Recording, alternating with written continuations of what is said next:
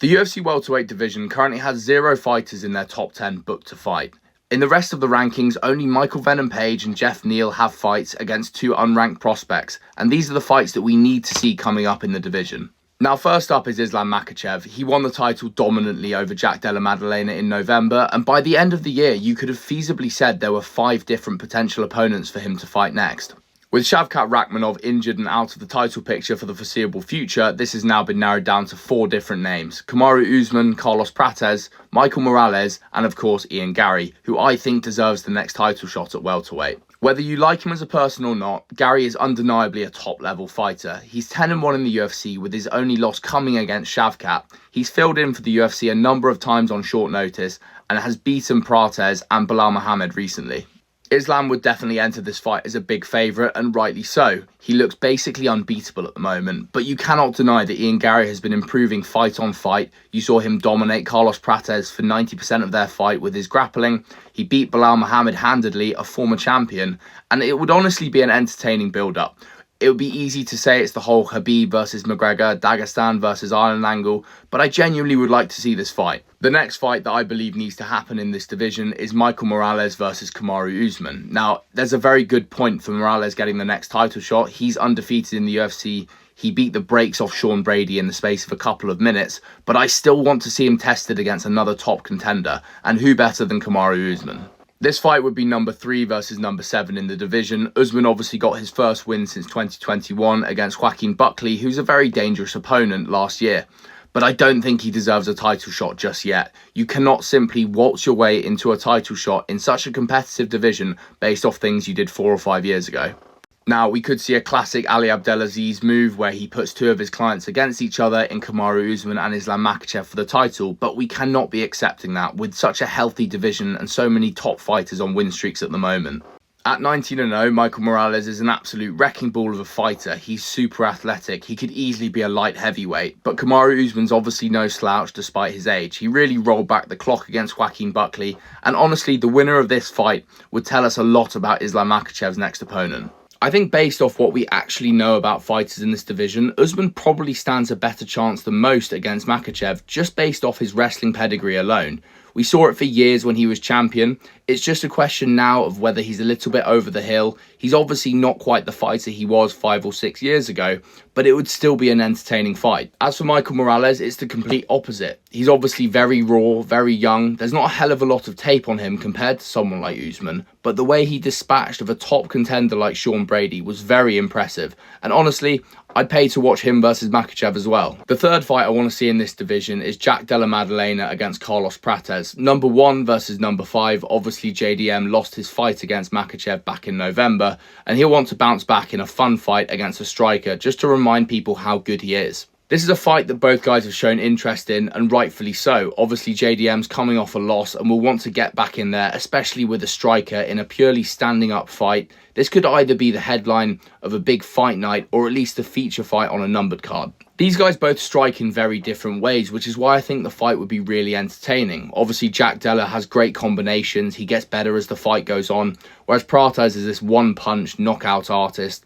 I've never seen a guy pound for pound as powerful as him. Sparkly on Edwards back in November, spinning elbow knockout over Geoff Neal, and I think it would be genuinely very entertaining and a tough one to call. Now, this next fight might seem a bit of a rogue shout, but hear me out. Belal Muhammad's still ranked number 4 at welterweight, and I think the UFC could feasibly put him against someone like Yaroslav Amosov, who is unranked but is 29-1, former Bellator champion, and beat Neal in his UFC debut. Now, this does seem a little bit unfair on Belal Muhammad. He's number 4 in the division. He's a former champion. He lost his last 2 fights, but the UFC don't like him that much. He's not the most entertaining fighter, and I can't really see him getting back to a title shot. He's really getting up there in age, and what better person to feed him to than Yaroslav Amosov, who won his UFC debut against Neal. For me, this would be a win-win fight for the UFC. If Belal Muhammad was to beat Amosov, it would be another reason for Dana White to basically say, hey, Bellator, your fighters were never that good in the first place. But if Amosov was to win, he would have a top-tier UFC caliber former champion on his record and be another fighter up in the mix at welterweight. As a fight, I think this could be pretty entertaining also. Amosov comes from a Sambo background, he's obviously got a crazy record, and beating someone like Belal would prove he can really hang with the UFC's best guys. As for Belal Muhammad, he's obviously not the most entertaining fighter in the world, but he's got a well-rounded skill set, he can strike pretty well, he can wrestle pretty well, he's extremely tough, and he's got a good gas tank. I could see this one being a bit of a low-key banger. The next fight that I'd make is Sean Brady against Gabriel Bonfim. Brady's ranked at number 6, Bonfim's ranked at number 10, and whilst you could easily say, why wouldn't Belal Muhammad get that matchup, Brady's a lot younger and could easily make another run at the title. Let's not forget, before he lost by knockout to Morales, he was the number 1 contender after beating Leon Edwards last year. Bonfim's coming off a couple wins against Wonderboy and Randy Brown that got him ranked, but I don't think it makes sense to feed Brady to a guy like Amosov like I did with Belal, just because he's a bit younger. There are still some tread left in the tyres there, and I think he could still make a run at the title. The next fight that I want to see is Leon Edwards against Joaquin Buckley, number 8 versus number 9, both coming off losses, but Edwards is on a 3-fight losing streak and looks to have lost a lot of his mojo since winning the belt. Buckley did get taken to school by Usman last year, but I still think he has a lot to give this division. He's relatively young, clearly works extremely hard, and is still improving. As a fight, I think this would be super entertaining. Buckley has decent takedowns, as does Edwards, but I feel like this fight would mostly play out on the feet. Again, Buckley's a super powerful puncher. He has a crazy array of kicks. Everyone knows the one that he knocked out Impa Kasanganay with. Leon Edwards, obviously a little bit more of a point fighter, but can mix in other things as well. The next fight that I'd like to see is another classic veteran versus young prospect matchup. Colby Covington, who is somehow still ranked at number 14 at welterweight, despite not winning a fight for nearly 4 years, against Joel Álvarez. Covington was beaten pretty handily by Leon Edwards and Joaquin Buckley in his last 2 fights, and I think someone like Joel Álvarez can really take it to him. He can strike, he can grapple. He beat Vicente Luque handedly in his welterweight debut, and he's massive for the division despite being a former lightweight. Again, following in the same theme, Gilbert Burns against Mike Malott. I feel like this would be a great fight to make. Gilbert Burns, again, he's still got a little bit of name value, but I think he's lost a bit of his toughness, a bit of his athleticism.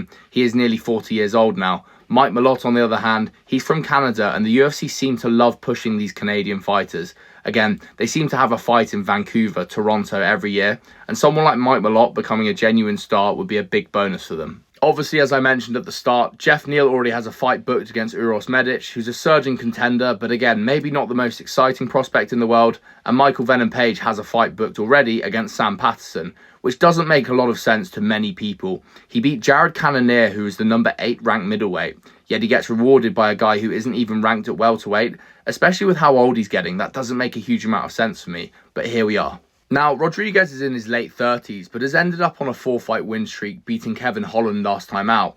But I don't think he's going to be making a run at the title anytime soon, just due to his skill, due to his age, and I would love him to be Wonderboy's retirement fight. Stephen Wonderboy Thompson is now unranked for the first time in what must be over a decade after losing to Gabriel Bonfim last year. This means that the UFC can't really benefit much off a younger fighter beating him because he doesn't have a ranking attached to his name. Why not give him a fun stand-up fight that he could feasibly win against someone like D-Rod, who they don't really see as much of a prospect? I hope you enjoyed this video. Make sure to drop a comment what you think about the matchups, drop a like, follow, subscribe, all of that good stuff. Thank you very much.